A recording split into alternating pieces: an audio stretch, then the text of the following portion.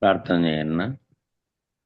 ప్రార్థన చేయండి సార్. బుద్ధ जय सद्गुरु प्रभु महाराज को जय। गुरु ब्रह्मा गुरुर्विष्णु गुरुदेवो महेश्वरः गुरु साक्षात् परब्रह्म तस्मै श्री गुरुवे नमः। गुरुवे सर्वलोकानां विषजे भवरोगिणां निधये सर्वविद्यानां श्रीदक्षिणामूर्तये नमः। बृहद्वादिष्टसिद्धान्तं पूर्णबोधोपदेशिकं श्रीवेङ्कटेश्वर योगीन्द्रं सद्गुरुभ्यो नमः। आत्मानात्म अतीतमनिशं केवलात्मोपदेशिकं श्रीवेमुलरामय्यार्य योगीन्द्रं सद्गुरुभ्यो नमो नमः। चराचरमतीतं च अचलपूर्णोपदेशिकं श्रीपूर्णानन्दपुल्लयार्य सद्गुरुभ्यो नमो नमः। पूर्णबोधसुधानिधिं पूर्वपुण्यफलप्रदं वेदान्तानन्द सद्गुरुं वेङ्कटरमणार्य गुरुं भजे। पूर्णानन्दपुल्लयार्य पुत्ररत्न महागुरुं विष्णानन्दविभुं दैवं कृष्णमूर्ति नमो नमः। परब्रह्मानन्दवर्षं परापरसमादर्शं ज्ञानाज्ञानतीतानन्द श्री अश्वत्थार्य नमोस्तुते। सर्वकालकालप्रत्यक्षं सर्वोत्तमसुशाश्वितं विरहितानन्दगुरुं श्रीवेङ्कटदासार्य गुरुं भजे। अस्मद्गुरुसमारम्भं कृष्णसान्दीपमाध्यमाम् ओङ्कारपीठपर्यन्तं वन्दे गुरुपरम्परम्। जय सद्गुरु प्रभु महाराज को जय। अव्यक्तासु प्रतिष्ठा देवा पूर्वा संध्या प्रवर्तते उत्तिष्ठ परमपुरुषाय कर्तव्यं दैवमान्निकम्। उत्तिष्ठो उत्तिष्ठ गुरुदेवा उत्तिष्ठ अचलध्वजा उत्तिष्ठ सर्वदेवेश त्रैलोक्यं मङ्गलं कुरु।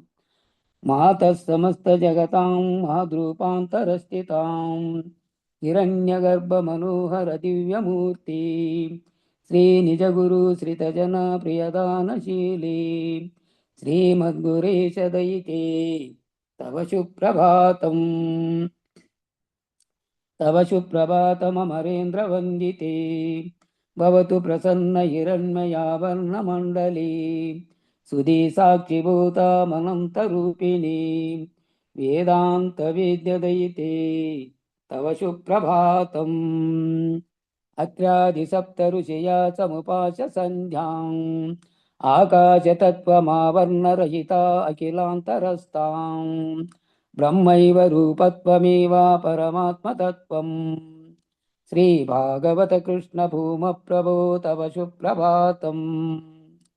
वेदान्तसार सर्वं तत्त्वमेव सत्यम् त्रैलोक्यवशमानाय सर्वं तव स्वप्रकाशम् भाषावतीर्न वेद्यं तव बोधरूपम्। श्रीभागवत कृष्ण भूम प्रभो तव सुप्रभातम्।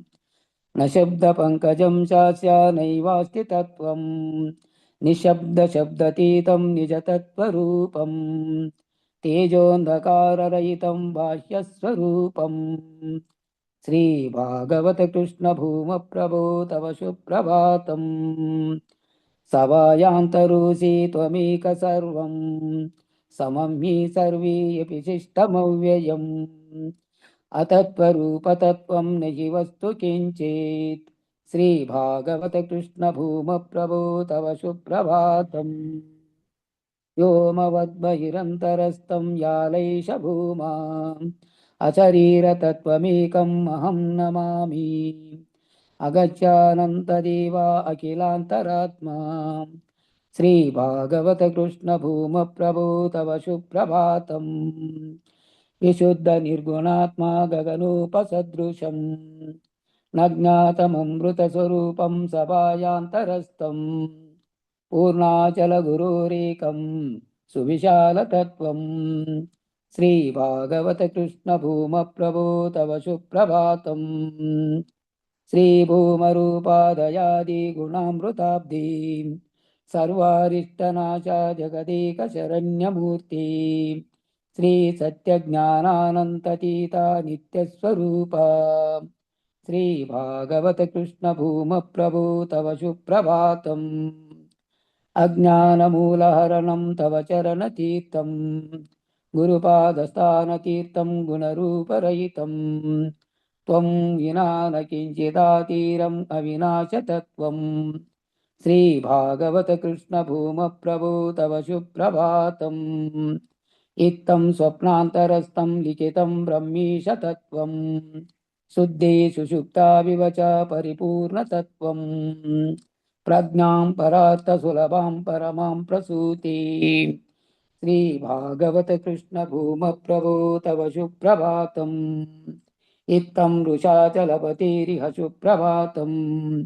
ये मानवा प्रतिदिनं पठितुं प्रवृत्तः तेषां प्रभातसमये स्मृतिरङ्गभाजां श्रीभागवतकृष्णभूमप्रभो तव सुप्रभातम् श्रीपूर्णानन्दपुर्लयार्य तव सुप्रभातम् श्रीवेदान्तानन्दवेङ्कटरमणार्य तव सुप्रभातम् जय सद्गुरु प्रभु महाराज को जय। जय श्री पूर्णानंद पुल्लयार्य सद्गुरु प्रभु महाराज को जय। जय हिंदुगल गुरु भक्त मंडली को जय। गुरु परम को जय। जय सद्गुरुदेवा। జై గురు. అందరికీ జై గురు. గురు పరంపరంకు జై. మళ్ళీ 5:30 నుంచి ఎవరన్నా అశిత్ అన్నయ్య ఉన్నాడు కాబట్టి సిద్ధంగా ఉండన్నా. మళ్ళీ 5:30 నుంచి చదువు. అక్కడి నుంచి గడదాసు రాలేదు. సరేలే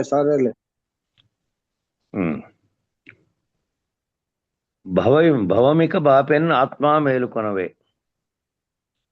కాబట్టి ఒక దేహదారి తనమున సకలావస్థలు జనించి చరిణ విధమునను ఒక దేహదారి శరీరంలో అన్ని అవస్థలు వచ్చి మళ్ళా పోయిన విధంగా ఎట్లా వస్తున్నాయో అట్లా పోయిన విధంగా అకలంకము అంటే కలంకం లేనిది, మచ్చలేనిది. అకలంకం అంటే మచ్చలేని పద్ధతిగా, కలంకమేమో మలినమైనది.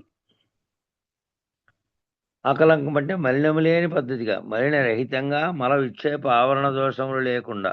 పంచమలములు లేవు, విక్షేపణ ఆవరణ లేదు. అంటే ఏది బయలుగా ఉన్నదో బయలు తప్ప మరేమీ లేదు. ఏది లేకనే తోచి ఈ సకలమును సృష్టించడానికి కారణమైందో అది ఎరుక వల్ల సంకల్పించినందువల్ల వచ్చింది. కాబట్టి దానివల్ల విక్షేపం చెందింది. ఆ విక్షేపం చెందినందువల్ల ఆ మలినం కూడా అంతటా వ్యాప్తి అయింది. అదే ఎరుకగా సర్వము అయింది. కాబట్టి మలినము లేనటువంటి మలినరహితంగా మలము లేదు, విక్షేపము లేదు, ఆవరణము లేదు. ఈ మూడు లేనటువంటి ఏదైతే అవ్యక్త స్థితిలో నుంచి వ్యక్తం కావడానికి మొదటి దిగి వచ్చిందో అది మలినం చెందింది. ఆ తర్వాత అనేకత్వంగా విక్షేపం చెందింది, వ్యాప్తి చెందింది. ఆ తర్వాత ఆవరణ ఏర్పడింది. ఆవరణ అంటే పంచభూతాత్మకమైనటువంటి ఆవరణ ఏర్పడింది. ఆవరణ ఏర్పడంతో ఏమైంది? ఇదంతా ఒక ఆకాశంలో కల్పించినటువంటి బ్రహ్మాండాలన్నీ కలిపి ఈ భూమితో సహా ఇతరమైనటువంటి గ్రహాలతో సహా అంతా ఓ బ్రహ్మాండమనే ఆవరణ ఏర్పడింది. ఈ మూడు లేని దోషములు లేకుండా, ఈ మూడు రకాలైనటువంటి మల విక్షేప ఆవరణ దోషములు లేకుండా పంచమలములు లేవు, విక్షేపము లేదు, ఆవరణ లేదు. ఇవేవి లేని పద్ధతిగా ఉన్నటువంటి బయలులో బయలు ఎట్లా ఉంది? ఇవన్నీ ఈ లక్షణాలు ఏమీ లేనటువంటి బయలుగా ఉంది, ఉత్తబట్ట బయలుగా ఉంది. దాంట్లో మరొక దానికి సందు కానీ అవకాశం లేదు. ములుగుచ్చు సందు లేకుండా అంతటా వ్యాప్తి చెంది ఉంది. అది తప్ప మరొకటి లేకుండా ఉంది. అట్లాంటి దాంట్లో ఈ పంచమలములు ఏవైతే లేవో ఆ విక్షేప ఆవరణలు లేని పద్ధతిగా ఉన్నటువంటి బయలులో ప్రకటంబై లేని ఎరుక తనంతట తానే వచ్చాయి. అటువంటి బయలులో దానికి ఏ సంబంధము లేకుండా, అది కారణ వస్తువు ఏమాత్రము కాకుండా, దానికి అది ఏదైతే లేనెరుకగా ఉన్నది తనకు తానుగా మూలం లేకనే వచ్చి ఇదంతా ఈ అనేకమైనటువంటిదంతా వ్యాప్తి చెంది ఇవన్నీ చేసింది. ఈ అకలంకమైన స్థితిలో ఇవేమీ లేవు. కలంకమై మలినమై ఈ విధంగా వచ్చింది. ఇంకా అంత ఉన్నటువంటి బయలును ఉండచూసి లేనెరుక తనంతట తానే వచ్చి విచారణ చేసి ఇవన్నీ చేసి సర్వ వ్యవహారములు కల్పించుకొని మల విక్షేప ఆవరణము చెంది ఆ స్థితిలో నుంచి మళ్ళీ తానే విచారణ చేసి మళ్ళీ తానే బయలు ఉండచూసి ములుగుచ్చ సందు లేకున్నటువంటి బట్ట బయలందు దర్శించి అందు తనకు మూలం ఏమీ లేదని, ఆధారం కూడా లేదని, ఆశ్రయం కూడా లేదని, సూత్రము లేదని, గోత్రము లేదని, బీజం కూడా లేదని, తనకు బీజం పడ్డానికి కారణమైన వస్తువు ఏమీ లేదు అక్కడ. కాబట్టి ఏమీ లేదు, తనకు మూలము లేదు, తన ముచ్చట లేదు. తన ముచ్చట పరికించి అటు బయలును చూసింది, ఇటు తనను తాను కూడా చూసింది, తెలుసుకుంది. ఈ తనను తాను ఎరుగుట అంటే ఇదే పద్ధతి. తనను తాను ఎరుగుట అంటే ఏమిటి, నేనెవరు అనే నామరూపాత్మకమైన కాటి నుంచి విస్తరించి మళ్ళీ ఇదంతా లేనిదే, ఇదంతా వస్తురూపకంగా భౌతికంగా ఉంది, ఎప్పటికైనా వస్తువు చెడిపోతుంది, పరిణామం చెందుతుంది, మార్పు చెందుతుంది, నశిస్తుంది. నశించకుండా ఒకటేమో జన్మలకు పోతున్నది ఏదైతే ఉన్నదో అదేమో ఈ వ్యవహారమునకు జ్ఞాతగా ఉండి సర్వమును కర్మము చేసి మళ్ళీ కర్మ ఫలితాన్ని అనిపించడానికి పోతున్నది. ఏదైతే పోతున్నదో దానికి కూడా ఏ ఆధారము లేదు. అది లేనెరుకగా వచ్చి తోస్తున్నటువంటి దాంట్లో వచ్చినటువంటి తన ముచ్చట అంతా తెలుసుకొని ఈ తను భౌతిక శరీరము నామరూపాత్మకంగా కనపడింది నేను కాదు, దీనికి ఆధారభూతంగా ఏది అనుకుంటున్నారో ఆత్మగా అది లేనిదే, దానికి కూడా స్థానం లేదు. ఈ సర్వము కూడా దానివల్ల సంకల్పం వల్ల ఉత్పన్నమైనదేనని తనను తాను ఎరిగి బయలును ఎరిగితే తానకు స్థానమే లేదు, మూలము లేదు, ఆధారము లేదు, సూత్రము లేదు, గోత్రము లేదు, బీజం లేదు. తన ముచ్చట పరికించి ఇటు బయలును చూసింది, ఇటు తనను తాను తెలుసుకుంది. అటు బయలును చూసింది, తనను తాను తెలుసుకుంది. ఈ రెండింటినీ ఎరుకే చేసింది. బయలేమో తనను తాను ఎరగదు, ఎరుకను ఎరగదు. రెండింటిని ఏమిటి ఎరగదు, అది ఎరిగే గుణం లేదు దానికి. కాబట్టి ఇది తను తాను ఎరిగే పద్ధతిలో తెలుసుకుంది. ఎరిగితే ఏమైందంట అంటే తన మూలమును చూడ తానే లేకపోయాను. తాను ఏదైతే కల్పించుకుందో తాను కల్పించుకున్నదంతా ఒక కళ. ఈ బ్రహ్మాండమైనటువంటి కళంతా ఒక్క నిమిషంలో కొట్టిపారేస్తే చూస్తే గురుమూర్తి కరుణ చేత తాను బయలును దర్శించడం అంటే ఇదేం కనబడేది కాదు కాబట్టి తన భావంలో దర్శించినటువంటి స్థితి కలిగితే అది తప్ప ఏమీ లేదు. ఇదంతా కేవలం కళలో వచ్చి వ్యవహారం చేసి మళ్ళా పోతుంది. సృష్టి చేయాలనే సంకల్పం వల్ల సృష్టి జరిగింది, మళ్ళీ లయం చేయాలనే సంకల్పం వల్ల లయం అయిపోయింది. మళ్ళీ పునఃసృష్టికి సంబంధించిన బీజం అక్కడి నుండి మళ్ళీ పునఃసృష్టి చేయాలనేది కనుక అవ్యక్త స్థితిలో నుంచి వ్యక్తమైతే మళ్ళీ సకలము జరుగుతుంది. ఇదంతా లేని బీజరహిత స్థితిలో ఇదంతా లేనిదే కేవలం కలవలై జరిగింది అనేసి తన మూలం లేదని, తనను తాను చూసే పద్ధతి కూడా లేదని, తానే లేదని, ఉన్నది బయలేనని ఈ రీతిగా కొంతసేపు అయినా ఉండుటకు లేక ముచ్చట పరికించి లేచి బయలులో చూస్తే బయలుకాడు ఉంది, బయలులో ఉండడానికి స్థానం లేదు, ములుగుచ్చడానికి కూడా స్థానం లేదు కాబట్టి అది తప్ప ఇంకేమీ లేదు. దాంట్లోకి ఇది పోయే పరిస్థితి లేదు, లేదా తాను తన ఉనికిని గుర్తించుకునే పరిస్థితి లేదు. ఏదైనా కొంతసేపు అయినా అక్కడ ఉందాం తాలు అంటే అక్కడ కూడా లేదు, స్థానమే లేదు. కాబట్టి అట్లా తన ముచ్చట పరికించి లేదు, తనకే స్థానము లేదు, తన రూపమే లేదు. ఓ మాయా వస్తువు అనుకో, మాయగా వచ్చింది. మాయ అనేటువంటి మాయలో చూపిస్తారు సినిమాలో, అవతల వ్యక్తి మాయగా వచ్చింటాడు, వీళ్ళు తలుచుకుంటా అంటే అతను చూస్తూ అంటాడు, అతను ఉంటాడు కానీ అతనేమి ఈ మాయ వస్తువు వీళ్ళకి కనపడ్డు. కనపడిన విధంగా తన ఉనికి ఏమాత్రము లేని విధంగా వాళ్ళెవరు ఆ ఎరుకలో ఉండేటువంటి వాళ్ళు ఈ దీనిని గుర్తించలేని స్థితిలో ఆ బయలుగా ఉన్నదే ఉన్నది. కానీ ఈ ఉనికి లేకుండా తన ఉనికి కూడా తాను లేకుండా తన ఉనికిని చూసుకొని తన ఉనికే లేదు. తన ఉనికి ఉండి తాను ఉంటే కదా ఆడ దర్పణంలోనూ ఇంకో దాంట్లోనూ ఛాయా రూపంలో తను కనపడేది. తన ఉనికే ఏమీ లేకుండా ఉండుటకు కూడా లేకుండా కాసేపైనా ఉండుటకు లేకుండా తన ముచ్చట పరికించి అంటే మేల్కొని ఎక్కడ మేల్కొనింది నిద్రలోంచి కాదు. ఈ వ్యవహార జగత్తులో ఏదైతే తాను చేస్తున్నాడో జాగ్రత్త అవస్థలో ఉండి నేనంటూ జగత్తంటూ ఈ సర్వము అంటూ ఏదైతే తాను భావిస్తున్నాడో అందులో నుంచి గురువు చేత మేల్కొని గురు మెలకువ దాన్నే ఈ మెలకువేమో నిద్రలో తనకు తానుగా వస్తుంది. మెలకువ నిద్ర తనకు తానుగా వస్తుంది. మెలకువ అదంతకు అదే వస్తుంది. ఈ మెలకువేమో బయలులో మేల్కొని బయలునందు మేల్కొని చూస్తే అంతటా ఉన్న కేవల బయలుగా ఉన్నదే ఉన్నది. అందులో తనకు మూలము లేదు, స్థానం లేదనే విషయము గురుమూర్తి కరుణ చేత గుర్తెరిగి మేల్కొంటే ఆ మేల్కొని చూసింది. ఇక కొంతసేపు అయినా ఉండుటకు లేక ఇంకా తనకు ఆశ్రయం ఏమీ లేదు. అక్కడ తానే లేడు, ఏం ఆశ్రయం ఉంది? తాను లేడు, తన ఉనికి లేదు, తన రూపం లేదు, ఏమీ లేదు. ఎంటర్ అయ్యారు.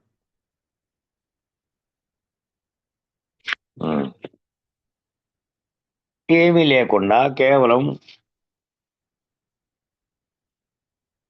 తన ఉనికి లేనటువంటి ఆశ్రయం కూడా లేనటువంటి స్థితిలో అక్కడ ఆశ్రయం లేక మనం సాధారణంగా మన లోపల ఒక పద్ధతి ఉంది. అదేమిటంటే గబ్బిలం పద్ధతి. ఏదో ఒక రీతిగా దేహధారణలో ఆ వాసన పనిచేస్తూ ఉంటుందట. దేహంలో ఏదో ఒక చూరు పట్టుకొని వేలాడుతూ ఉంటాడట. ఒక చూరు అంటే అది చూరు పట్టుకొనే వేలాడుతుంది, కింద ఎక్కడ నిలబడదు, అది పైనుంచి పట్టుకొని వేలాడుతుంది. ఆశ్రయం లేకపోతే వాడు ఉండలేడు. ఓ చెట్టు కొమ్మో ఒక చూరో లేకపోతే ఏదో ఒక పైన ఆశ్రయం లేకపోతే ఉండలేదు. అది ఏదానికో దానికి వేలాడుతూనే ఉండాలి. ఈ మనలాగా నిలువుటారుగా కూర్చొని ఉండడమో కాదు. అది తలకిందల పద్ధతి అంతా. అది తలకిందల వేలాడుతూ ఉంటుంది. అది అట్లా ఆశ్రయం లేకపోతే వాడు ఉండలేడు. ఓ చెట్టు కొమ్మో ఒక చూరో ఏది లేకపోతే ఒక గుహో ఓ చీకటి ప్రదేశమో ఎక్కడో ఒక చోట ఉంటాడు. ఇప్పుడు అజ్ఞాన తిమిరాంధస్య జ్ఞానాంజన చలాకయ చక్షురున్మీలితమేన తస్మై శ్రీ గురవే నమః. ఈ సూత్రం చాలా గొప్ప సూత్రం. అజ్ఞాన తిమిరాంధస్య జ్ఞానాంజన శలాకయ అంటే కళ్ళు మూసుకుంటేనే నీకు చీకటి వచ్చిందయ్యా, ఆ చీకటే నీకు అజ్ఞానము. కళ్ళు మూసుకుంటే ఒకరికి ప్రకాశం వచ్చిందయ్యా అంటే ఒక జ్ఞానాంజనాన్ని దర్శించాడు. కళ్ళు మూసుకుంటే మామూలు వ్యక్తికేమో అంతా చీకటి.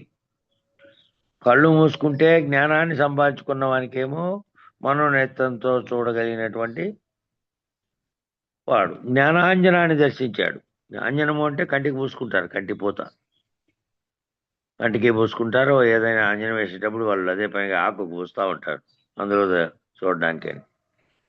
ఆ జ్ఞానాంజనాన్ని ధరించాడు వాడు. జ్ఞానమనే కాటుకును ధరించాడట. అందువల్ల శలాకయ చక్షురున్మీలితమైన ఎలా చూశాడట అంటే ఉన్మీలతను పొందినటువంటి దృష్టిని కలిగి ఉన్నాడట. చక్షువులతో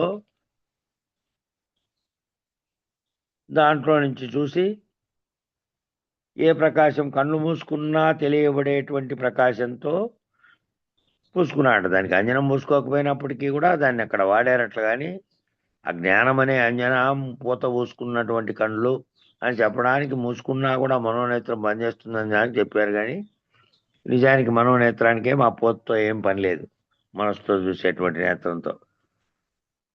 కాబట్టి ఎలా చూసేటువంటి వాటి ఉన్మీలతను పొందినటువంటి దృష్టిని కలిగి ఉన్నాడట. చిచ్చువులు అంటే అర్థం అది. అలా కింద చెప్తున్నాడు దానికి అర్థం. కనులను నెక్కించి కనుబొమ్మలను నెక్కించి భ్రూమధ్యమందు నెక్కించి తను మధ్యమున తను తానెరిగి. ఈ కనులు ఏవైతే ఉన్నాయో ఆ కనులు రెండు ఇడాపెంగళ నాడులు ఉన్నాయి. వాటి మధ్య ఉన్నటువంటి భూమధ్య స్థానము, ఆ భూమధ్య స్థానంలో సహస్రారం, అక్కడి నుంచి ఏదైతే తెలివైన జ్ఞానాన్ని సర్వమును దర్శించగల ద్రష్ట దృష్టి దృశ్యం అనేటువంటి త్రిపుటి భాగం ఉందో అక్కడి నుంచి పుడుతున్నాయి అన్నీ. ఆ సహస్రారమందు వర్తి అయి గురుమూర్తిని వేడుకగని, ఆ గురుమూర్తి ఏమో సహస్రార స్థానంలో ఉన్నాడు. ఆ గురుమూర్తిని వేడుకగని సర్వవ్యాపకమే అనంత విశ్వాదిగా గమనమే అయినటువంటి శింసుమారక చక్ర మధ్యస్థానమందలి మళ్ళా భూమా బ్రహ్మ రంధ్ర మధ్యస్థానమందు నిగిడి నిక్కించిన దృష్టి కలిగిన వాడై, అది కాబట్టి ఎక్కడ ఈ శరీర దృష్టి లేకుండా తనలోనే ఉండి సర్వమును గుర్తెరుగుతున్నటువంటి జ్ఞాత స్థితిలో నుంచి తనలోనే ఉన్నటువంటి సహస్రారంలో ఉన్న కొలువై ఉన్నటువంటి గురుమూర్తి స్థానంలో చూసి అక్కడ ఉన్మీలితమైనటువంటి నేత్రములు అంటే దృక్కు దృశ్య వివేకాన్ని భూమధ్యము నుంచి భూమా మధ్యం వరకు నడపగలగాలి. ఈ భూమధ్య స్థానంలో ఎక్కడైతే సంకల్పం జనించే సాటి నుంచి ఆ వెనకల గురుమూర్తిగా ఉన్నటువంటి సహస్రారంలో ఉండే వరకు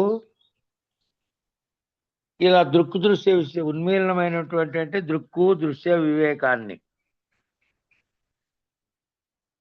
దాన్ని అక్కడ దర్శించాలట. భూమా మధ్యం వరకు కూడా నడపగలగాలట. నడపగలిగితే తాను అనేటువంటి నామరూపాత్మక స్థితిలో నుంచి అందులోకి పోయాడు. అందులో తన స్థితి ఏమిటి అంటే ఆ కేవలం ఊహ చేత మాత్రమే గుర్తెరిగేటువంటి స్థితి. ఆ స్థితిలో నుంచి తనను గురుమూర్తిని వేడి ఆ గురుమూర్తి తనను కనుక మేల్కొల్పితే ఇక మేల్కొన్నవాడు సమిష్టి ఎరుకగా ఉన్నటువంటి స్థితిలోకి పోతాడు. ఈ కనపడుతున్నటువంటి ఈ ఈ చెప్పినటువంటి చక్రాలతో ఈ సహస్రారంలో భావన చెందుతున్నటువంటి స్థితిలో నుంచి ఈ మొత్తం సర్వ వ్యవహారానికి కారణమైన అఖండ ఎరుకగా ఉన్న స్థితి, ఆ స్థితిలో నుంచి దాటుకునే స్థితిలోకి ప్రయాణం అవుతాడు. తనను తాను గుర్తించే స్థితిలో మళ్ళీ నా ఈ వ్యవహార నేను లేదు, అసలు నేనైనటువంటిది కనులు మూసి చూస్తే ఏది కనపడదయ్యా అంటే కనులు తెరిచి దర్పణ విద్యను కనాలట. కనులు తెరిస్తేనేమో కనులు మూసి అద్దం ముందు నిలబడ్డావనుకో, అద్దంలో ఏం కనపడుతుంది అంటే ప్రతిబింబం. ఎప్పుడు కనపడుతుంది? కళ్ళు తెరిచి చూస్తే కనపడుతుంది. కళ్ళు మూసి నిలబడితే అసలు ఏం కనపడదు. కళ్ళు మూసి చూస్తే ఏమీ కనపడదయ్యా, కళ్ళు తెరిచినప్పుడు తెరిచి దర్పణ విద్యను కనాలంటే ఎలాగంటే ఆర్యాదర్పణమున సాంఖ్యతారక మనస్క విధంగా పడిన బ్రహ్మాండ సముచ్చయం ఏర్పడి వ్యవహరించి తనకు తానే లేకపోయిన రీతి బయలును కాంచవలే.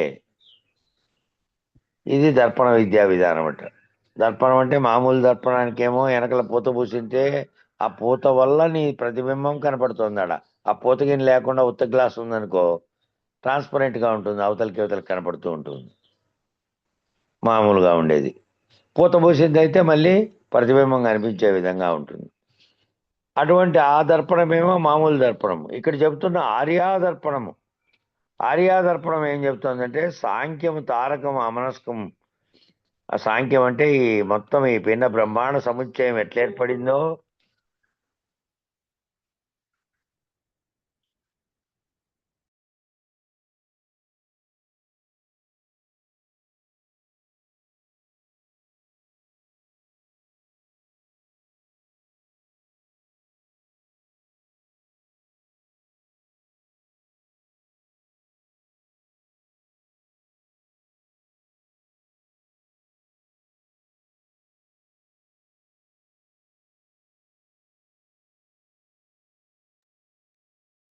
మ్యూట్ అయిపోయింది.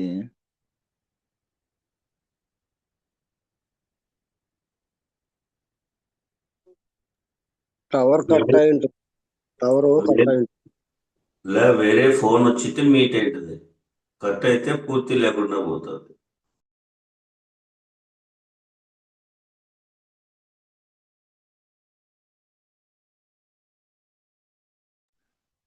అదే మనకు మొన్న వచ్చిందే రాత్రి భజన చేశాడే ఆయన, ఆ ముసలాయన రెడ్డి చేశాడు ఫోన్. అందువల్ల ఇది డిస్టర్బ్ అయింది. కాబట్టి ఏమన్నాడంటే ఆ విధానంలో చూడాలట. ఆ దర్పణం ఎటువంటి దర్పణం అంటే సాంఖ్యతారక మనస్క పద్ధతిలో పిండ బ్రహ్మాండములు ఎట్లా ఏర్పడినాయో ఈ సముచ్చయం అంతా జీవుడు, మళ్ళా అందులో జీవుడు ఎట్లా ఏర్పడ్డాడు దీని అంతా సాంఖ్యంలో తెలిసింది. మళ్ళీ తారకములో తనలో ఉన్నటువంటి తను నడిపిస్తున్నటువంటి ఆ మూలాధార చక్రం నుంచి పైదాకా ఉన్న చక్రాలు వాటి అధిష్టాన దేవతలుగా ఉన్న పద్ధతిని, మళ్ళీ వీటన్నిటికీ కారణమైంది ఒక్కటే అమనస్కంగా ఉంటే ఆ మనస్సే సర్వంను కల్పిస్తున్నదని అమనస్క పద్ధతిని, ఇదంతా ఈ వాటి అన్నిటినీ ఏర్పరిచినటువంటి పెద్దలు ఏ ఆర్యాదర్పణం ఏర్పరిచారో, ఈ విచారణ అంతా దేనివల్ల కనుక్కొని రాశారో దాన్ని తెలియబడ్డం. ఆ దర్పణం ఆర్యాదర్పణం అంటే సాంఖ్యతారక అమనస్క విధానాలన్నింటినీ తన ఊహలోనే తెలుసుకొని, ఆ విచారణ ద్వారా తెలుసుకొని తాను భావం చెందితే ఇక తాను తనలోనే తన మనస్సులో చూడబడినట్లు ఆ దర్పణం. ఈ దర్పణం ఏమో గోడకు తేలిచ్చిన దర్పణం, భౌతికంగా రూపం ఉంటేనే కనపడుతుంది ఇది. ఆ దర్పణంలోనేమో ఇట్లా విచారణ పద్ధతిలో తెలుసుకున్నటువంటి దాన్ని తనలో ఊహించుకోవడం అవుతుంది అది. కాబట్టి అట్లా వ్యవహరించి తనకు తానే లేకపోయిన రీతి బయలును కానవది. ఆ విధానం అంతా చూస్తే తాను లేడు, ఎరుకతో సర్వము విచారిస్తే ఆ విచారించిన తర్వాత తనున్నటువంటి భావన చెందుతున్నటువంటి విశ్వము సర్వము కూడా, ప్రకృతితో సహా సర్వము కూడా ఒకప్పుడు ఉంటుంది, ఒకప్పుడు ఉండదు. లేకనే నాకు తోచినటువంటి ఎరుకలో ఉన్నట్టుగా నేను భ్రాంతి చెందుతున్నా. ఈ శరీరం పుట్టినప్పటి నుంచి ఆ భ్రాంతితోనే అనేకమైనటువంటి భ్రాంతులతో వ్యవహారం చేసినాను. ఈ వ్యవహారం చేసడానికి కారణమైనటువంటిదే నా చేత చేపిస్తున్నది. ఆ చేపిస్తున్నది కర్తగా మారి చేపించి మళ్ళా పాప పుణ్యములు అనేటువంటి 2 రకాల పనులు చేసింది.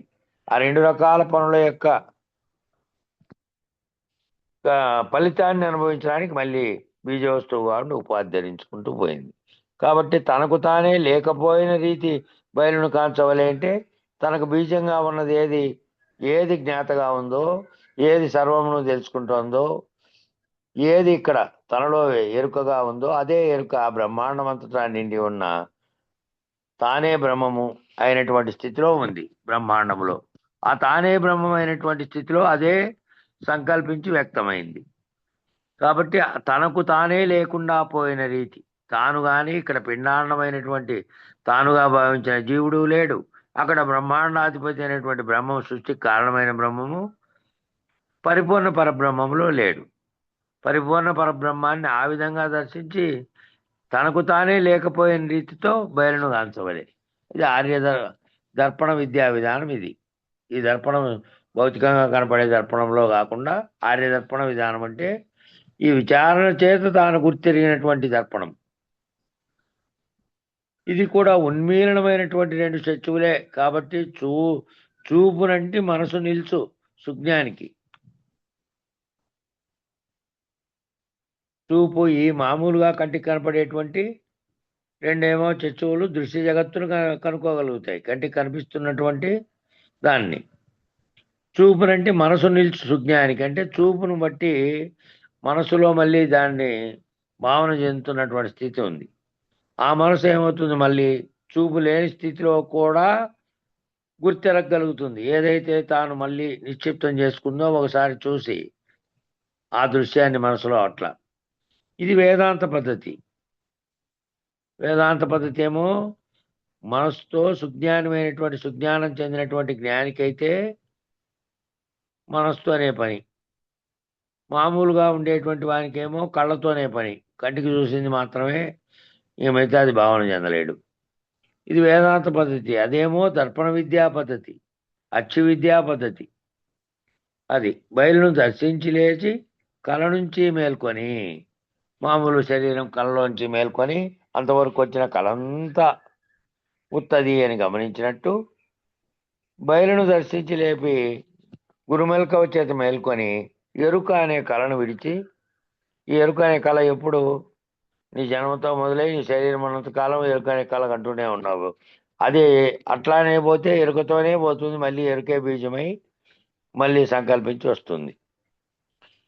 అట్లా ఎరుకనే కళను విడిచి మేల్కొని అంటే గురుమెల్కవ చేత మేల్కొంటే ఎరుకను విడిపించినటువంటి గురువు ఎరుకను కనుక విడిపించి ఉంటే ఆ బయలుననేటి దాన్ని తనరహితం చేసి దర్శింపజేయగలిగితే అప్పుడు లేనెరుకను కానీ, అప్పుడు లేనెరుక తాను లేడు, తనకు ఎరుక విడిపించినటువంటి గురువు లేడు. ఇద్దరు అనేకత్వాన్ని పొందినటువంటి స్థితిలో నుంచి లేనటువంటి స్థితిలో, ఇంక లేక తాము లేము.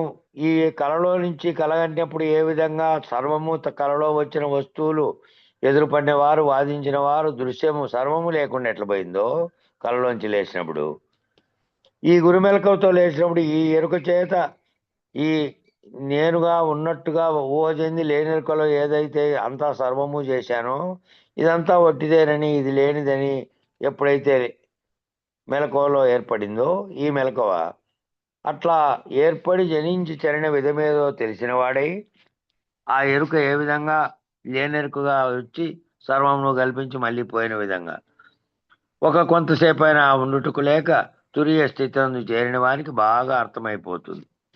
ఆ తురియ స్థితి నందు చేరిన వానికంటే అన్నిటినీ తాను సాక్షిగా ఉండి చూడగలిగితే తనతో తాదాత్మ్యం చెందకుండా, బయటి వ్యవహారంతో తాదాత్మ్యం చెందకుండా చేస్తున్నటువంటి పనులు అన్నీ చేస్తూ ఉన్నప్పటికీ కూడా తనలో ఉన్నటువంటి ఏ జ్ఞానం చేత తెలుసుకుంటున్నాడో అది సాక్షిగా ఉండి ఇది లేనిదిగా భావించి తురియ స్థితిలో ఉన్నటువంటి స్థితిలో కనుక ఉంటే అట్లా చేరిన వాడికి బాగా అర్థమైపోతుందట. మేల్కున్నాడా అంటే ఇతమిత్తంగా చెప్పలేము, మేల్కొన్న స్థితిలోనే ఉంటాడు కానీ దీనితో తాదాత్మ్యం చెందడు. ఇప్పుడు నిద్రపోతున్నాడా అంటే అది ఇతమిత్తంగా చెప్పలేము. నిద్రపోవడం అంటే ఇంద్రియ వ్యవహారంగా నిద్రపోయి మెలకువలో లేకుండా ఉండడం. మెలకువలో ఉన్నప్పటికీ వ్యవహార జగత్తుతో తాదాత్మ్యత చెందకుండా సాక్షిగా తురియ స్థితిలో ఉన్నటువంటి వాడుగా ఉంటాడు. అటువంటి విధంగా ఉంటాడు. జగత్ వ్యవహారానికి అటు నుంచి చెప్పన్నా నువ్వు.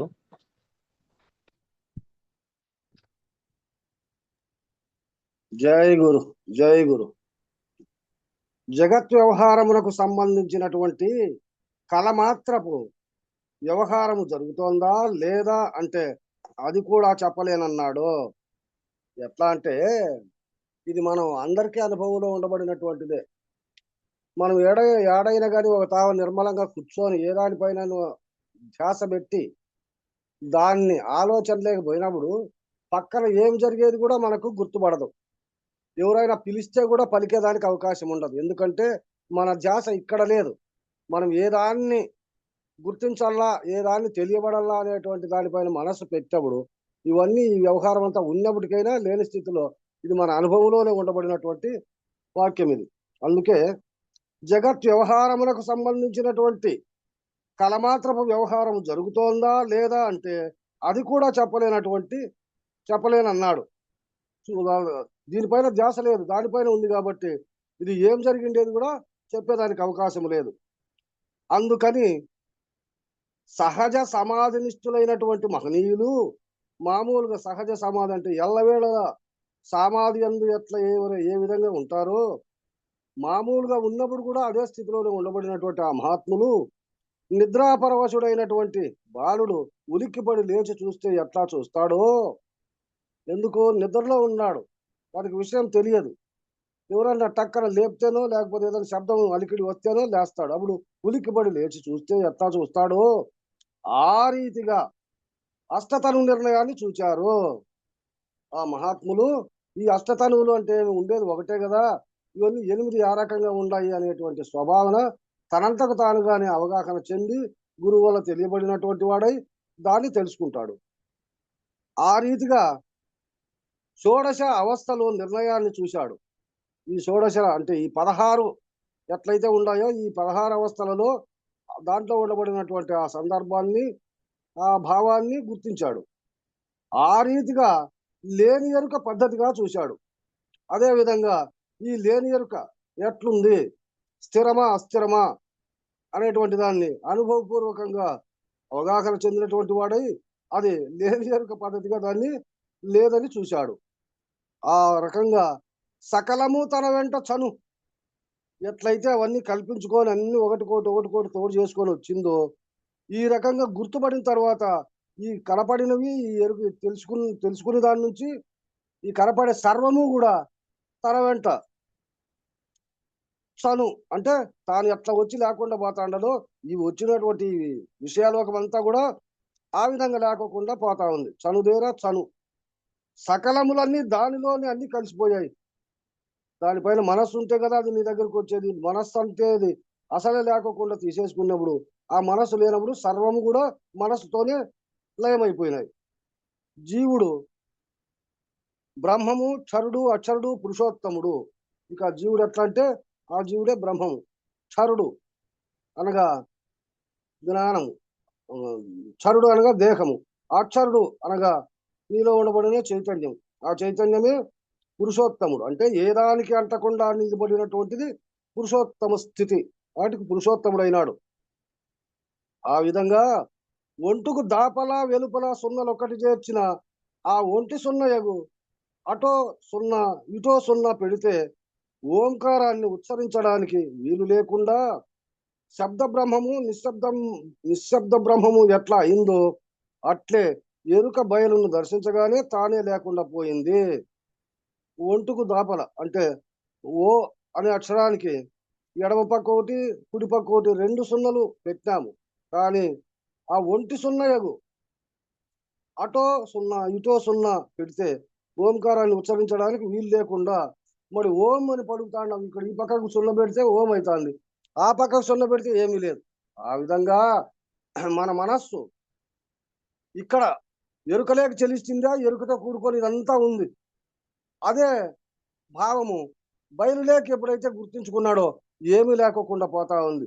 ఆ విధంగా ఉచ్చరించడానికి వీలు లేకుండా శబ్ద బ్రహ్మము, నిశ్శబ్ద బ్రహ్మము, శబ్దమే లేదు, నిశ్శబ్దము లేదు ఎట్లా అయిందో అట్లే ఈ ఎరుక బయలును దర్శించగానే తానే లేకుండా పోయింది. ఇది కూడా ఒక ఉపమేయ పద్ధతి. మనకు గుర్తుపడేదానికి ఒక ఉపమానము, ఒక ఉపమేయము. అలా సకలము, ఇక్కడ సకలము అనేది సకలము అంటే సర్వము. అంటే మనతో కూడుకొని జన్మతో కూడుకొని ఏదైతే వచ్చిందో అదంతా కూడా సర్వము. ఆ సర్వము ఓంకారమే కదా. ఈ సర్వానికి అంతటికి మూల బీజమైనటువంటిది ఓంకారమే కదా. ఓంకారం నుంచినే కదా ఈ జగత్తంతా ఉత్పత్తి అయిండేది. ఇదే ఓం ఇచ్చేకాక్షరం బ్రహ్మ. ఆ బ్రహ్మమనడి సర్వమంతా కూడా ఏకాక్షరం వాచ్యమైనటువంటి ఏకాక్షర శబ్ద బ్రహ్మమైనటువంటి ప్రణవము నుంచే ఉత్పన్నమైనది. ఇదంతా కూడా ఈ సర్వము జగత్తులో కలిగినటువంటి సకల ప్రాణి, సకల జీవులంతా కూడా ఆ ఓంకారం నుంచినే ఉత్పన్నమైనటువంటి. కాబట్టి అన్నిటికీ ప్రణవమైనటువంటిది, మొట్టమొదటిదైనటువంటిది ఓంకారం. ఆ ప్రణవం నుంచే ఉత్పన్నమైంది. అట్టి ప్రణవము సకలము. ప్రణవంతో కూడుకొని ఏదైతే అంతా ప్రణవంతోనే కూడుకొని ఉండబడినటువంటిది సకలము. తన వెంట చనుదేర చను. అదంతా కూడా తను అనగా ఈ ఎరుకతోనే కూడుకొని ఉండబడినటువంటిది. కాబట్టి ఎరుక ఎప్పుడైతే పోయిందో ఇదంతా కూడా ఎరుకతోనే లేకుండా పోతుంది. చను. ఇక ఎరుక నిర్మితమైనట్టి నాదా బిందు త్రయములై, నాదా బిందు కళలు, ఇవన్నీ ఈ 3 త్రయములై నాదా బిందు కళల చేత ఏర్పడినటువంటిదై. అన్ని నాదము, బిందువు, కళలతోనే కదా ఈ జగత్తంతా కూడా తెలియబడతా ఉండేది. ఆ విధంగా ఏర్పడినటువంటిదై కళ నిష్కళ కాగానే ఏ కళ లేదు అక్కడ. మంచి లేదు, చెడు లేదు, ఉన్నది లేదు, లేనిది లేదు. ఏ కళ నిష్కళ కాగానే సర్వశూన్యము. శూన్యం సర్వం కాగానే సర్వము శూన్యం. అంటే ఏది లేకుండా ఉండాది, కానీ నీ భావనలో లేదు, నీకు కనిపించలేదు. ఆ రకంగా శూన్యం సర్వం కాగానే ఆ నిష్కళ అనేటువంటి స్థితిలో తన వెంట చనుదేర చను. ఇక పోవడానికి ప్లేసే లేదు. అంతలక్క లేకుండా పోయిన తర్వాత ఇంకా యాడుంది, ఇంకా పోయేదానికి అయిందంతా లేకుండా పోయింది. ఉన్నది ఉన్నది. వేరే దేశం లేదు, వేరే కాలం లేదు, సంకల్పం లేదు, శూన్యము లేదు, దేశము లేదు, కాలము లేదు, అతీతము లేదు, సాక్షి లేదు, ఆవరణ లేదు. ఎరుక పద్ధతిగా చెప్పబడినవేవి అక్కడ లేవు. ఎరుకతో కూడుకొని ఉండబడినటువంటి సకలము ఏమీ లేకోకుండా పోయింది. ఆ విధంగా సకలాము తన వెంట చనుదేర చను, బట్ట బయలుండ చూచి తన ముచ్చట పరికించి లేచి. ఇది చాలా ముఖ్యమైనటువంటిది. మేల్కొనండి. మేల్కొంటే సకల దృశ్యమైనటువంటిది అంతా ఎలా లేదో అట్లే ఈ బట్ట బయలును దర్శించిన మహనీయులకు, దేశికేంద్రులకు ఈషన్మాత్రపు ఎరుక కూడా లేదు. ఆ రీతిగా ఎరుక ఎలా లేదో నిర్ణయింపబడుతుంది. ఈ ఎరుకకు కొంచెం అవకాశం ఇచ్చినప్పటికైనా కానీ అది మీ అంచనా ఉండి నిన్ను దాంట్లోకి ప్రవేశింపజేస్తా తప్ప ఎరుక కనే దానికి అవకాశమే ఇవ్వకుండా పోతే ఎరుక పోతే ఏమీ లేదు. ఇది ఆటికి ఆ పద్యానికి సరిపోయింది. 53 కందార్థము మేలుక సుషుప్తి లోపల చదవండి నాయన.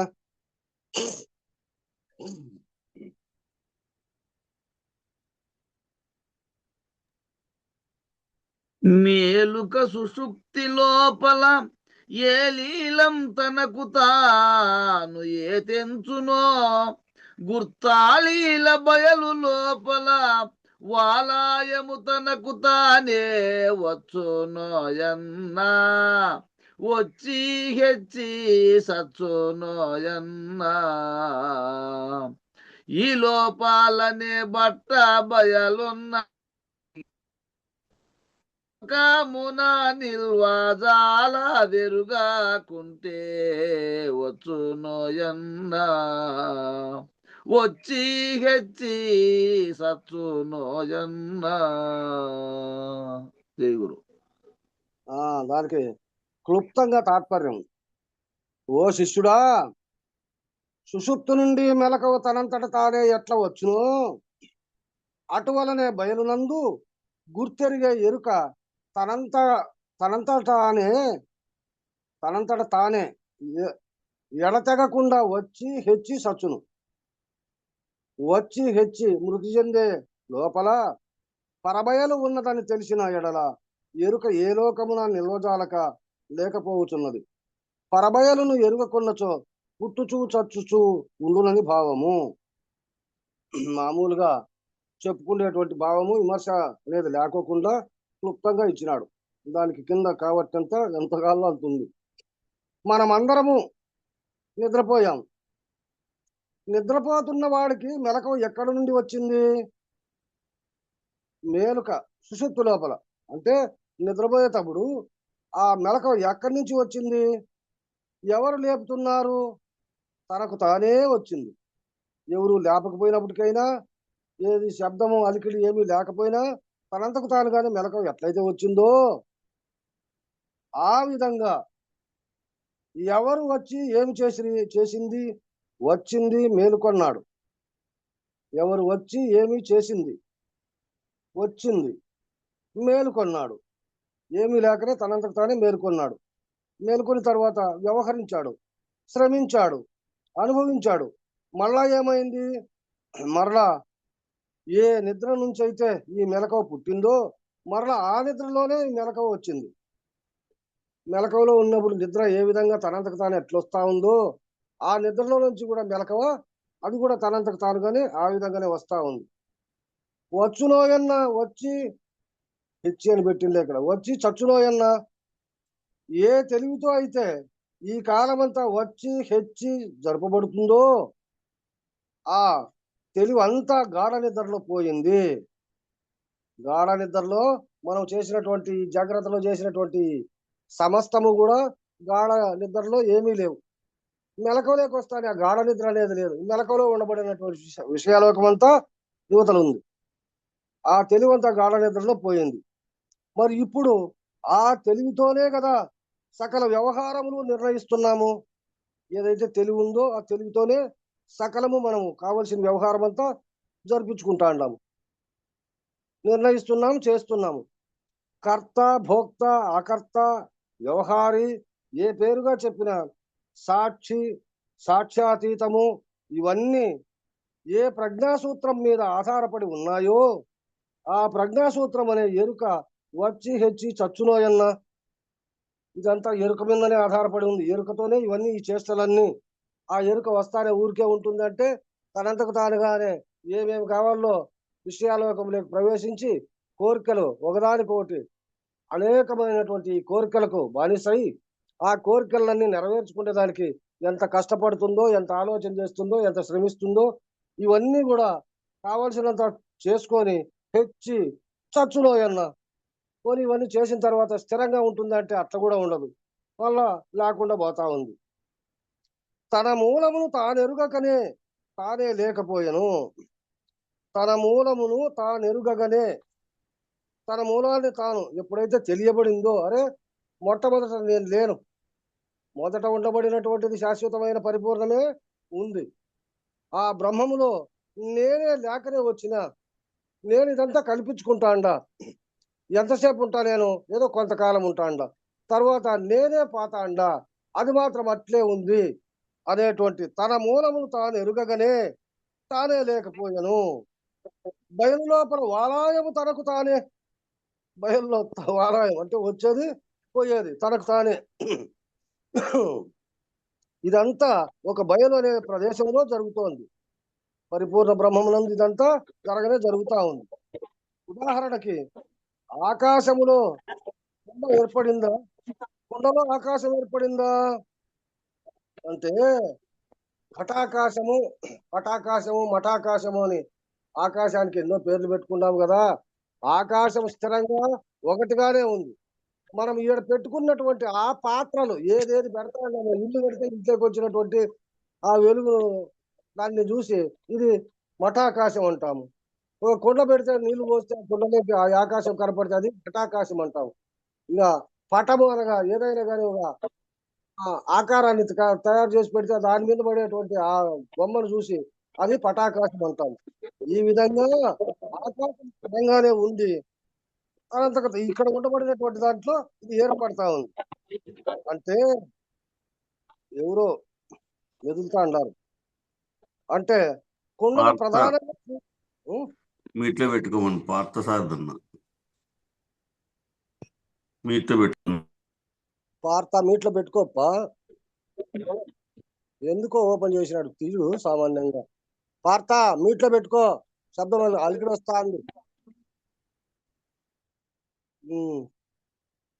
కుండలో ఆకాశం ఏర్పడిందా అంటే కుండను ప్రధానంగా స్వీకరించి కుండ మధ్యలో ఉన్న ప్రదేశము మేరకే నువ్వు విచారణ చేసినప్పుడు, కుండ బయట ఉన్న ఆకాశాన్ని గుర్తించినప్పుడు, పరిమితమైన దృష్టి కలిగినప్పుడు ఘటాకాశమే సత్యమని భ్రమించాడు.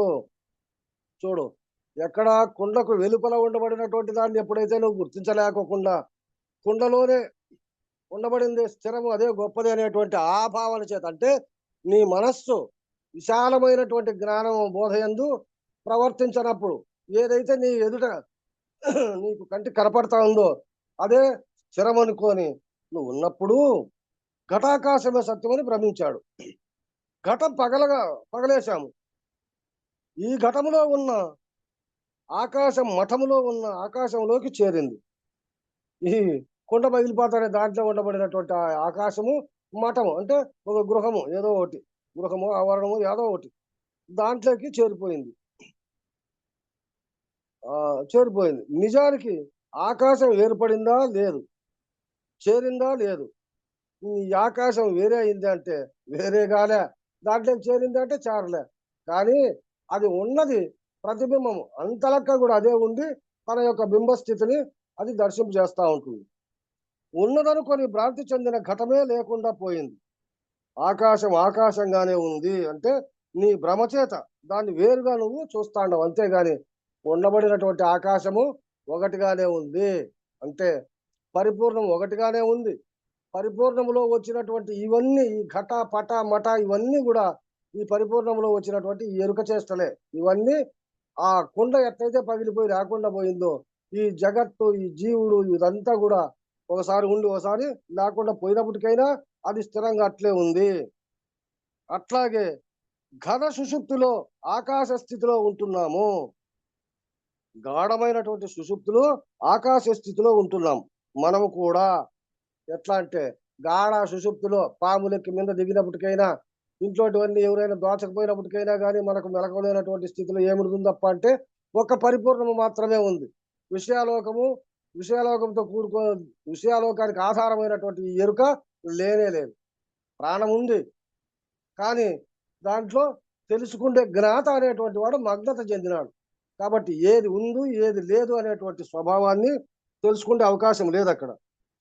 మిగిలినటువంటి 4 భూతముల యొక్క తెలివి ఈ ఆకాశంలో లయమైపోయింది. ఇక 4 భూతాలు ఏంటి?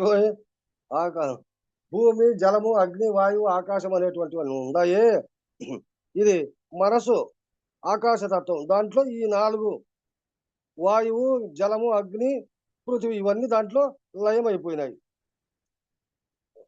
లీనమైపోయింది. మరలా ఏమైంది?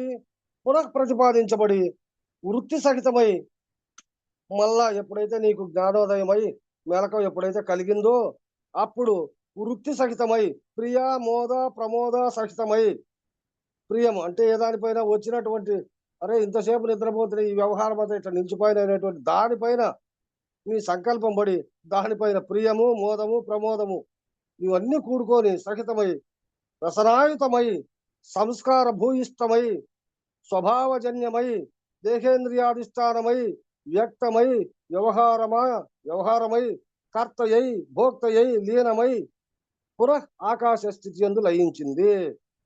ఈ విషయాలకంతా లేచినప్పటి నుంచి సాయంత్రం వరకు ఇవన్నీ ఏ రకంగా చేసుకొని రాత్రి పడుకుంటానే ఇదంతా లేకోకుండా ఎట్లయితే పోతాందో ఈ విషయాలకంతా కూడా వచ్చి అంతకాలంలో అంత అభివృద్ధి చెంది ఇవన్నీ కూడా ఆకాశంలోకే లయమైపోయినట్టుగా ఈ స్వరూపం అంతా కూడా ఆ రకంగానే లయించింది. ఇది నిత్య ప్రళయము, ఇది ఒకనాడిది కాదు. ఎల్లవేళలా నీ జన్మతః వచ్చినప్పటి నుంచి నువ్వు దాటుకునేంత వరకు కూడా జరిగేటువంటి ఈ విషయం ఇదంతా నిత్య ప్రళయం. ఈ నిత్య ప్రళయం అనే ప్రత్యక్ష ఉదాహరణను స్వీకరించారు పెద్దలుగా ఉండబడినటువంటి వాళ్ళు. ఇదంతా నిత్య ప్రళయం అప్ప, ఒకనాటితో పోయేది కాదు, ఒకనాడు ఉండేది కాదు, ఇది నీ ఉన్నంత కాలము కూడా ఇది జరుగుతూ ఉండేటువంటి విషయమే ఇది అని చెప్పి పెద్దలు స్వీకరించారు. స్వీకరించి అఖండంగా వ్యాపించినటువంటి బయలునందు ఈ అనంత విశ్వము ఒక్క అవకాశములో పుట్టింది. ఈ ఖండములు లేనటువంటి ఈ బయలునందు ఈ అనంత విశ్వము అంటే ఈ కనపడేటువంటి ఈ జగత్తంతా ఈ ప్రపంచమంతా కూడా ఒక్క అవకాశములో పుట్టిందంటే ఈ ఆకాశం అనేటువంటి ఒక్క అవకాశములో ఇదంతా ఏర్పడింది. ఆ అవకాశము వ్యాపకమైంది, వ్యాపకమై సకల బ్రహ్మాండ సృష్టి చేసింది. బ్రహ్మాండ సృష్టి యందు సకల జీవ సృష్టి చేసింది, పునః విరమించింది. బయలు ఎట్లున్నదో అట్లే ఉన్నది, ఏ మార్పు లేక ఉంది. ఆ రకంగా ఈ ఆకాశము ఇచ్చినటువంటి ఈ అవకాశములో ఈ సర్వజీవులు, ఈ జగత్తు, నీవు, నేను సకలము అన్ని కూడా వస్తా ఉండాయి, పోతా ఉండాయి. కానీ ఇదంతా ఏ దాంట్లో వస్తా ఉండాయంటే పరిపూర్ణ బయలునందు దాంట్లోనే వస్తా పోతా ఉంది. కానీ ఆ బయలుకు ఏ మాత్రము ఈ వచ్చిపోయేటువంటి దీనిపై దృష్టి కానీ, నాలో ఇంత వస్తా ఉండాయని కానీ, ఇన్ని పోతా ఉండాయని కానీ దానికి ఏమాత్రం తెలియదు. అది నిర్మల స్థితిలో ఎల్లవేళలా ఏ ఆకృతి మారకుండా నిరాకారంగా ఒకటే రకంగా ఉండబడినటువంటి దాంట్లో ఈ ఎరుక, ఈ జగత్తులు ఇవన్నీ వస్తా ఉండాయి, పోతా ఉండాయి, ఏ మార్పు చెందదు. అది విశ్వ వ్యవహారం అంటకుండా ఉన్నది. ఏది? ఆ బయలు అనంతమై ఉన్నది. అణువు మహత్ అనే భేదము లేకుండా ఉన్నది. చిన్నదా పెద్దదా అనేటువంటి భావం కూడా లేదు. జీవుడు బ్రహ్మము అనే భేదము లేకుండా ఉన్నది. కాబట్టి ఇదంతా కూడా ఒక వలయంగా జరుగుతోంది, ఒక సైకిల్ చక్ర భ్రమణంగా జరుగుతోంది. సైకిల్ చక్రం ఏ విధంగా తిరుగుతుందో దానికి ఈడ గుండ్రంగా ఉంది, ఈడ పొడుగుగా ఉంది అనేటట్టుగా లేకోకుండా గుండ్రమైనటువంటి చక్రం తిరుగుతా పోతా అంటే భూమి పోతానే ఉన్నట్టు ఈ జగత్తంతా ఆ భూమి పైన ఈ సైకిల్ చక్రం తిరిగినట్టే ఉంది. భూమి మాత్రము ఇది పోయినంత అది వస్తానే ఉంది. ఆ విధంగా బయలు ఈ జగత్తంతా చక్రభ్రమణంగా జరుగుతోంది. అందుకని అష్టతనువులకి సూత్రం భ్రమేణాహం భ్రమేణోహం భ్రమ ఇది సర్వస్వం, సర్వము శూన్యము. భ్రమేణహం భ్రమతోనే ఈ అహమంతా, భ్రమేణోహం ఈ అహంతోనే ఈ జగత్తంతా ఏర్పడతా ఉంది. భ్రమ ఇది సర్వస్వం, ఈ భ్రమచేతనే ఈ సర్వ జగత్తంతా ఏర్పడతా ఉంది, సర్వము. కానీ ఈ సర్వము కూడా శూన్యము. ఇదంతా ఏర్పడిందంతా శూన్యం లేకుండా పోతా ఉంది. ఈ రెండు కూడా కదలడం అనేటువంటి ప్రక్రియతోనే ముడిపడి ఉంది. ఈ రెండు ఉత్పత్తి అయ్యేది, నశించేది, ఈ రెండు కూడా ఈ ప్రక్రియలు కదలడం అనేటువంటి ప్రక్రియతోనే ముడిపడి ఉంది. ఏదైతే కదులుతా ఉందో అదంతా వస్తా ఉంది, పోతా ఉంది అనే దానికి ముడిపడి ఉంది. తనకు తానే వచ్చునో ఎన్న ఏ లీల తనకు తానే వస్తుందో అంటే తనకు తానే వచ్చునో అన్నట్టు ఈ మెలకువ ఏ రకంగా తనంతకు తానే వస్తా ఉందో ఆ రకంగా మెలకువ నిద్ర ఆ రీతిగానే ఎరుక ఏర్పడి బ్రహ్మాండం ఏర్పడి అఖండ ఎరుకనందు ఖండ ఎరుకలు ఏర్పడి మరణ ఎరుకలు ఏర్పడి మిశ్రప ఎరుకలు ఏర్పడి చిట్ట చివరకు మరలా పరారూప ఎరుక ఎందు తానే లేకుండా పోతుంది. మలిన ఎరుక అనేది అదే, శుద్ధ ఎరుక అనేది అదే, ఖండ ఎరుక అనేది అదే, అఖండ ఎరుక అనేది కూడా అంతా అదే. అది ఎట్లా ఊహించుకుంటే ఆ రకంగా ఇవన్నీ అవుతుంది. కాబట్టి చిట్ట చివరకు పరా ఎరుక పరారూప ఎరుక అంటే ఏ రూపము లేనటువంటి ఎరుక తనంతకు తానే లేకుండా పోతుంది. ఈ లోపలనే బట్ట బయలున్నది ఎరిగితే ఆ రకంగా నువ్వు వచ్చినప్పుడే నువ్వు పాక మునిపే నీ శరీరము అంగాంగములన్నీ నీకు చెప్పినట్లు ఇంటన్నట్టే ఈ పరిపూర్ణ బ్రహ్మము ఎట్లుంది అనేటువంటి దాన్ని గురు సాన్నిధ్యంలో నువ్వు దీన్ని తెలియబడితే ఎరిగితే ఈ ఎరుకే ఇవన్నీ చూసి వస్తుమద్రహితం ద్రష్టురహితం దృగ్రహితం దృశ్యరహితం రహిత పద్ధతిగా నిరసించే పద్ధతిగా తనను తాను పోగొట్టుకునే పద్ధతిగా బట్టబయలున్నది ఎరిగితే ఈ బట్టబయలు ఎప్పుడైతే నువ్వు గురుముఖత దీన్ని గుర్తించినావో ఇదంతా నా చేస్తలే, నా అవతారం చేతన ఇవన్నీ వస్తా ఉన్నాయి, ఇవన్నీ నేను కల్పించుకున్నవే అని దానిపైన భ్రమ చెందకుండా నీ కర్తవ్య ధర్మాన్ని మాత్రం నువ్వు నెరవేర్చుకుంటూ నువ్వు లేనటువంటి స్థితిలో ప్రయాణం చేసేటువంటిది నీ కర్తవ్య ధర్మాన్ని చేసేటువంటిది నీకు ఏర్పడుతుంది. ఆ విధంగా బట్ట బయలున్నది ఎరిగితే ఏ లోకమును నిల్వజాలదు. ఆ ఎరుక తెలియబడితే ఏ లోకములో కూడా నిలబడేదానికి అవకాశం లేదు. 3 లోకాలను నిలవదు. 3 లోకాలు 53 లోకాలు జాగ్రత్త స్వప్నము సుషుప్తి ఇవే 3 లోకాలు. ఆ లోకములో కూడా నిలబడడానికి లేదు. ఈ 3 అవస్థలలోనూ నిలవదు. అదే జాగ్రత్త స్వప్న సుషుప్తి ఈ 3 అవస్థలలో కూడా నిలవదు. 14 లోకాలలోనూ నిలవదు. నీలో ఉండబడినటువంటి 14 లోకాలలో కూడా ఈ ఎరుక నిలబడే అవకాశం లేదు. షోడశావస్థలలోనూ నిలవదు. ఇంకా ఉన్నది ఉన్నట్టు తెలియజేసేటువంటిది, లేనిది లేనట్టు తెలియజేసేటువంటిది ఆ షోడశావస్థలు జాగ్రత్త స్వప్న సుషుప్తి తుర్యము. జాగ్రత్తలో జాగ్రత్త స్వప్న సుషుప్తి ఇవన్నీ 16 వచ్చినాయి. అటువంటి ఆ షోడశావస్థలలోనూ ఇది నిలవదు. అష్టతను నిర్ణయంలోనూ నిలవదు. ఒకటి ఉండే ఈ శరీరానికి 8 పేర్లు పెట్టారు. అసలు ఈ జీవతనువులు 4, ఈశ్వర తనువులు 4. ఆ రకంగా ఈ అష్టతనువులలోనూ ఇది నిలవదు. త్రిపుటిలోనూ నిలవదు. ప్రస్థ దృక్కు దృశ్యము త్రిపుటిలోనూ నిలవదు. ద్విపుటిలోనూ నిలవదు. నేను మేనులు ఈ అంతలక్క కూడా ఇది నిలబడేదానికి అవకాశం లేదు. దీనికి రాజయోగి అయినటువంటి పొన్నాల రాజయోగీంద్రులు అభావ పద్ధతి అనే ఒక పద్ధతిగా పరిపూర్ణ బోధకు అన్వయం చేశారు. దీన్ని పొన్నాల రాజయోగీంద్రులు అని ఆయన తత్వాలలో దీనికి అన్వయం చేసి పెట్టాడు. వస్తు ద్రవ్య గుణ కర్మ స్వభావ సముదాయ అభావములు అంటే లేకుండా చేయడము. వస్తు ద్రవ్యము గుణము కర్మము స్వభావము సముదాయ అభావములు ఇవన్నీ కూడా వస్తువు గాని ధనము ద్రవ్యము గాని నీలో ఉండబడిన గుణము గాని నీవు చేసినటువంటి కర్మలు గాని నీలో ఏర్పడేటువంటి ఈ స్వభావ సంకల్పాలు గాని అన్నిటి సమకూర్చుకొని ఉండబడినటువంటి ఈ సముదాయం గాని ఇవన్నీ కూడా అభావములు. అభావములు అంటే లేకుండా చేయడము, దానిపైన మనస్సు లేకుండా ఉండడమే అభావం. ఇవన్నీ లేనివని నిరూపించడము. ఈ 7 రీతులుగా అభావ నిర్ణయ పద్ధతిని వారు స్వీకరించి వీటన్నింటికి 7 లక్షణాలు చెప్తారు.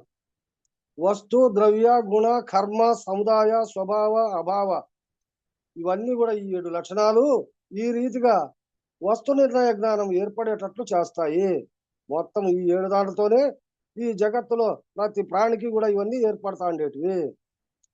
వస్తు ద్రవ్య గుణ కర్మ సమవాయ స్వభావ అభావ ఈ రీతిగా వస్తు నిశ్చయ జ్ఞానము ఏర్పడేటట్లుగా చేస్తారు. ఉన్నది ఉన్నట్టుగా మనకు తెలియజేసేదానికి దాని గురించి వివరంగా ఇది వస్తువు, ఇది ధనము, నీలో ఉండబడినటువంటి ఇది గుణము, ఇది నువ్వు చేసేటువంటి కర్మ ఈ పని, సమవాయ అది బాగుందా బాగలేదా అనేటువంటి నీ స్వభావం అంటే నీ సంకల్పము, అభావం అంటే దానిపైన మనస్సు లేకుండా ఈ విధంగా వస్తు నిశ్చయ జ్ఞానం ఏర్పడేటట్లుగా చేస్తారు. లేనిదని నిరూపించడమే వస్తు నిశ్చయ జ్ఞానము. ఇది లేదప్ప వాస్తవం కాదు అని నిరూపించేదే వస్తు నిశ్చయ జ్ఞానం. ఉన్నదని నిరూపించడం కాదు. ఈ లోపలనే బట్ట బయలున్నది ఎరిగితే ఏ లోకమున నిల్వజాలదు. వాస్తవమైనటువంటిది గుర్తుపడితే అబద్ధమైనటువంటిది నిల్వజాలదు. అలా బట్టబయలు నిర్ణయమైనటువంటి వాడికి ఎరుక నిలబడటం లేదు. తెగిపోతుంది, విడిపోతుంది, రహితమైపోయింది, నిరసించబడుతోంది, నిరపేక్షం అవుతోంది. ఆ రకంగా వాస్తవం గుర్తుపడినప్పుడు అవాస్తవమైనటువంటిది లేకుండా పోతుంది. ఇక ఎరుగకుంటే వచ్చి సచ్చునోయన్నా దాన్ని ఎప్పుడైతే తెలియబడకుండా పోతే అప్పుడే అది వస్తా ఉంది. వచ్చి ఉంటుంది అంటే సచ్చునోయన్నా, వచ్చి హెచ్చి సచ్చునోయన్నా వచ్చి తనంతకు తాను విశాలమై లేకుండా పోతుంది.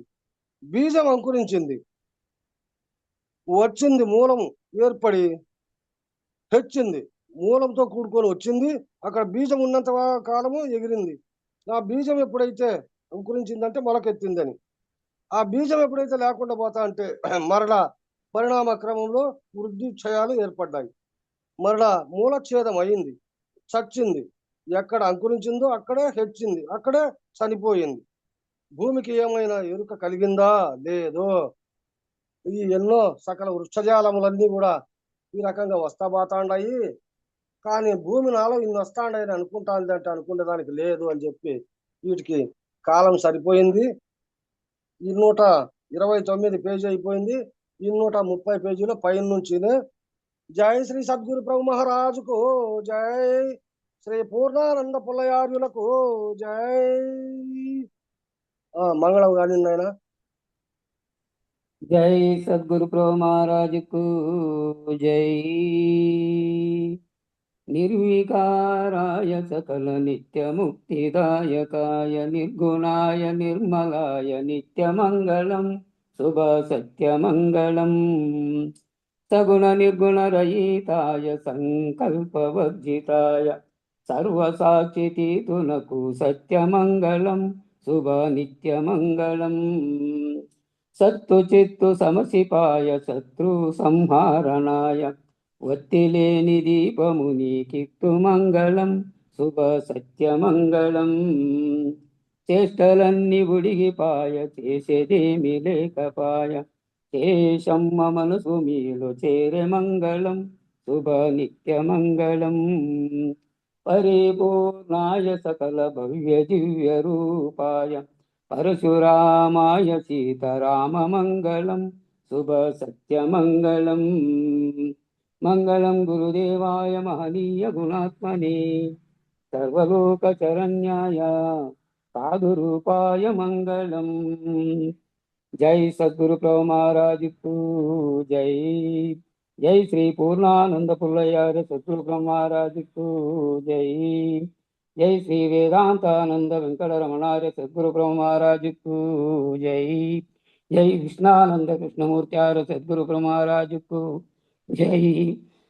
జై శ్రీ జ్ఞానాజ్ఞానతీతానంద అశ్వత్థార్య సద్గురు ప్రభు మహారాజుకు జై.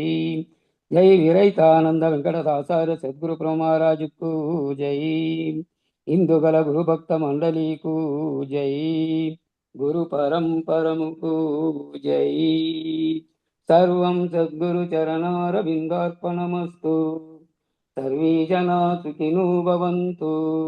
ఓం శాంతి శాంతి శాంతి. జై సద్గురుదేవ. అందరికీ నా ద్వాదశి వందనాలు గురుదేవ. జై